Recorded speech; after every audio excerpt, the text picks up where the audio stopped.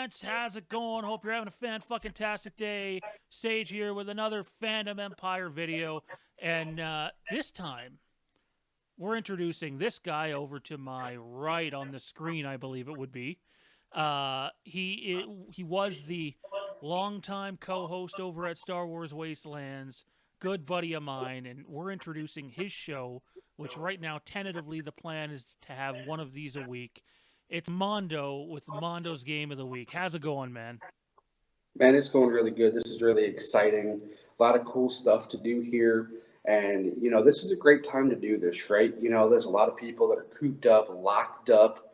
Um, and to have an idea that you can maybe find some games or find some media that you haven't thought of before, or maybe you can reintroduce yourself to, give yourself something to do, might be pretty important. So today we're going to start off with a game that I like a lot, and that is the game Control.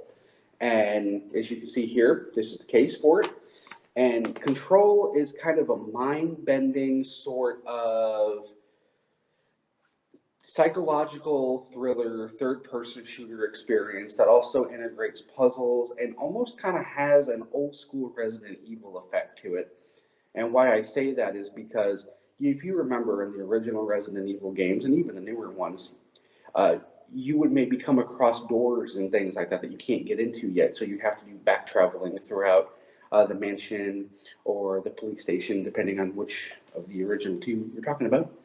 So there's a lot of that too, and it's a lot of cool. There's a lot of cool stuff going on there. So we're going to talk about that uh, throughout the next couple of minutes here on Mondo's Game of the Week. So the game, you are a character, and I don't want to give anything away, but you're looking for your brother, and you've kind of infiltrated this what they call the Bureau, and they deal in paranormal stuff, and there's this paranormal event happening where these creatures called the Hiss are coming through, and it's almost like a different reality here, and it's really cool. A lot of cool stuff happening throughout that, and it's kind of got an RPG element to it. And what I mean by that is, as you go through the game, you can upgrade your weapons, you can upgrade abilities, you can even get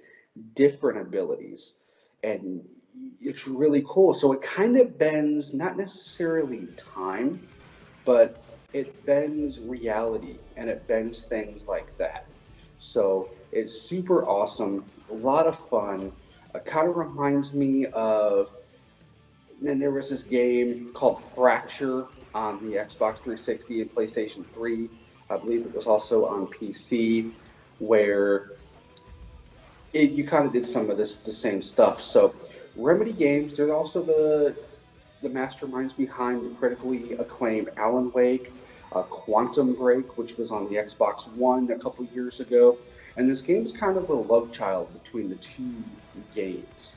Uh, the style, the the way it plays, the puzzles, the challenge, and make no mistake about it, this is a relatively difficult game. You're not just going to breeze through it. It does have some moments of frustration behind it, but that's good. It's doable. It is playable, and it's a really enriched story too that you come through.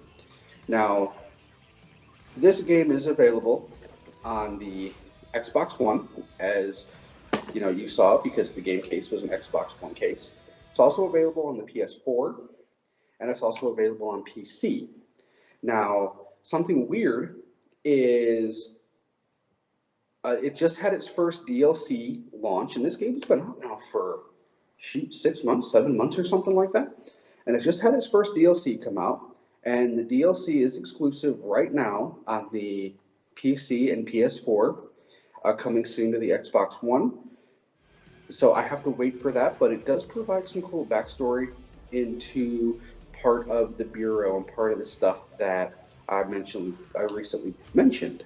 So if you're looking for a game to kind of get you through, something to kind of do, this game did take me, I'd probably say a good solid 12 to 15 hours to get through. And that was just going through the story and the challenge and doing some of the side stuff.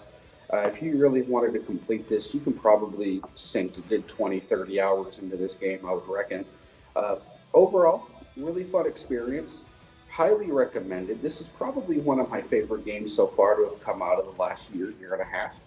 And I, I really look forward to other people playing this, giving me an opportunity to maybe discuss it with other people, talk about it with other people, and something really cool. So, one other cool thing, I love Remedy games, and one of the things I love about Remedy is they do a lot of work with a international rock band called Poets of the Fall, and uh, they originally did a song back for a game that they did on the original Xbox, and then on the 360 they did the soundtrack for Alan Wake.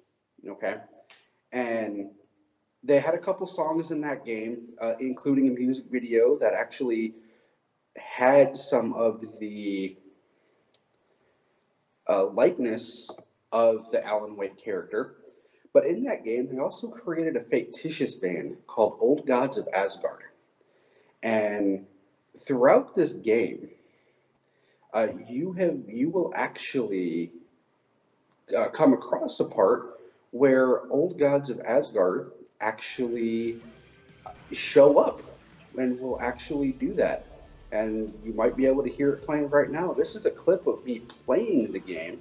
It's towardish the end of the game here, and that is a song from this band, and they're doing that. It was exclusive to this game. It's really cool to see that Remedy's still doing that, and things like that still exist in gaming, where musical acts are providing their talents for games. I think that's so cool. I think that's absolutely awesome to do that. So, overall, my review or my rank or rating, I guess you would say, of this game out of 7, I'm going to go ahead and do a 6.2. There were a couple of things that the controls in this game are tight. Okay, they're tighter than Tom Brady and Mark Wahlberg. All right, they are super tight, which does help a lot. But when it came to some of the puzzles, when it came to some of those things, there were a couple things that were left unexplained, and you kind of had to fend on your own to kind of figure it out. And some of those could be pretty challenging without any direction. So 6.2, my review of Control, and I hope you guys go out and give it a play.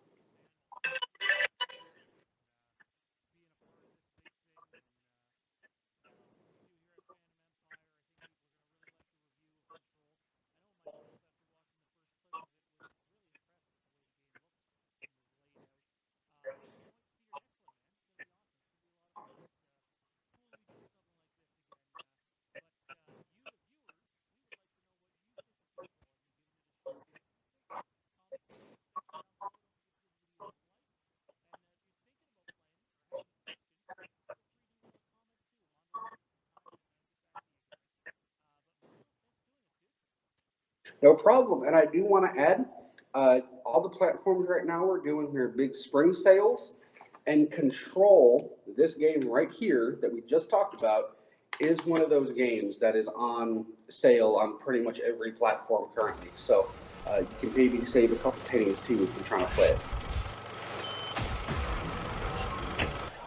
Shiver me timbers. Yarr.